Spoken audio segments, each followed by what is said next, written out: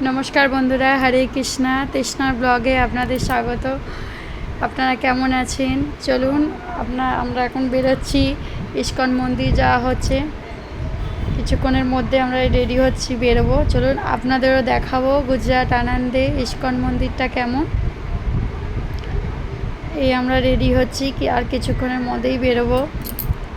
প্রত্যেক সপ্তাহে হলেও একদিন আমরা ইস্কন মন্দিরে যাওয়া হয়।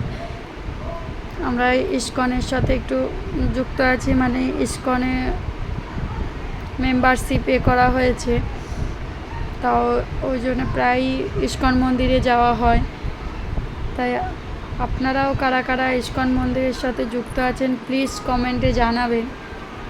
চলুন এখানকার ইস্কন মন্দিরটা কেমন দেখাবো। এখানে অনেকটা বেলা আছে, কিন্তু তবুও 6:45 ও ইস্কনের আরতিটা স্টার্ট হয়।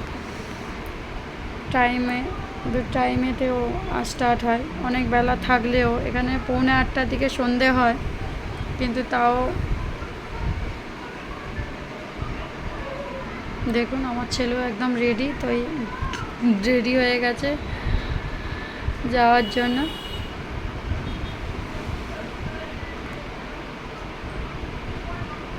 ছেলে বলছে হরে কৃষ্ণ করছে। ওখানে গিয়ে ওর পাপা জিজ্ঞাসা করছে হরে কৃষ্ণ করবি? বলে হ্যাঁ হরে কৃষ্ণ করবো। তো রেডি হয়ে গেছে, তৈরি, ছবি নয়।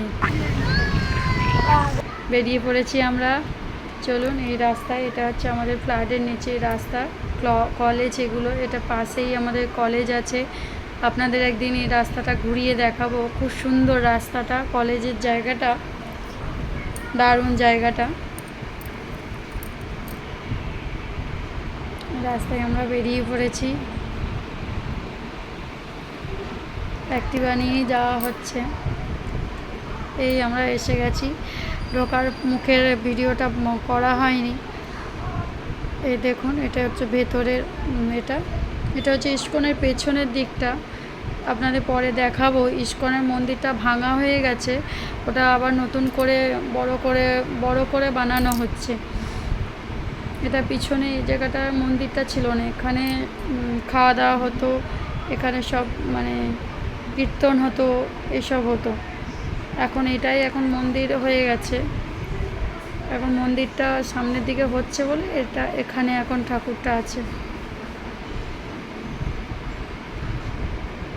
ওই শ্রী রাধা গোবিন্দ দেখুন, অপরূপ রূপ, সুন্দর, কত সুন্দর দেখতে লাগছে। ওই জগন্নাথ, এই জগন্নাথটাই রথযাত্রায় উৎসব হয়েছিল, এখান থেকেই যাওয়া হয়েছিল।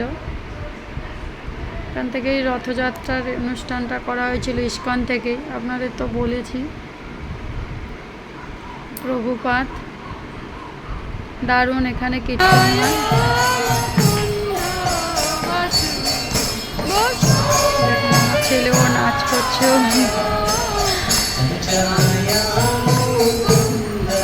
দাদুটার সাথে দেখবেন ও নাচ করছে কাকাটার সাথে।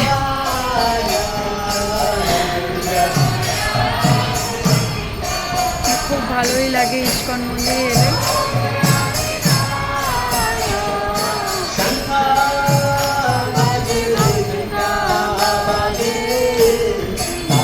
শান্তি হয়ে যায় ইস্কন মন্দির, এখান থেকে যেতেই ইচ্ছা করে।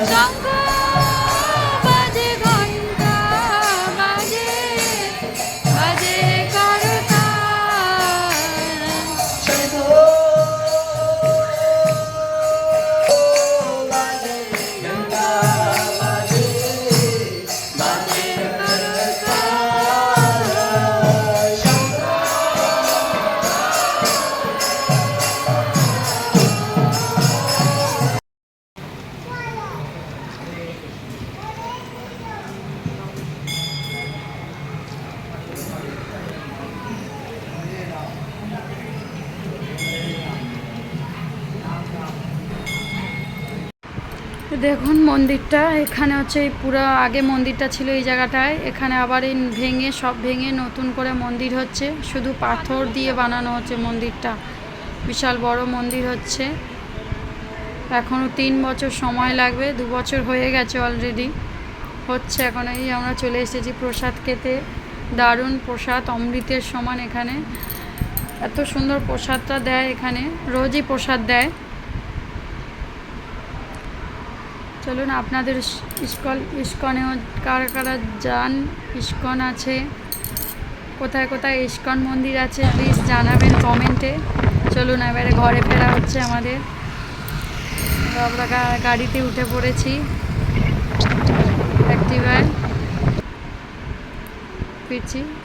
প্লিজ ভালো লাগলে কমেন্ট করবেন, আপনাদের মন্দিরটা কেমন লাগলো জানাবেন। আপনাদের ওখানে ইস্কন মন্দির থাকলে কোথায় কোথায় ইস্কন মন্দির আছে প্লিজ কমেন্টে জানাবেন। আরও এরকম ভিডিও দেখার জন্য যদি ভালো লেগে থাকে আমার ভিডিও প্লিজ সাবস্ক্রাইব করবেন। এই আমরা ফ্ল্যাটে চলে এসেছি, চলুন আমাদের ফ্ল্যাটের নিচেরটা একটু দেখায়।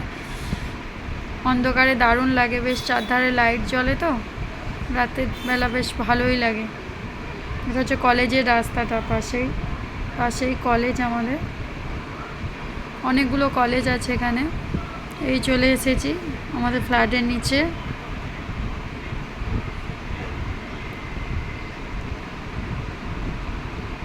নিচে অনেক মার্কেট আছে, উল্টো সাইডে অনেক মার্কেট আছে, দোকান আছে, এদিকে পার্কও আছে। একদিন আপনাদের নিচে ফ্ল্যাটটা ঘুরিয়ে দেখাবো।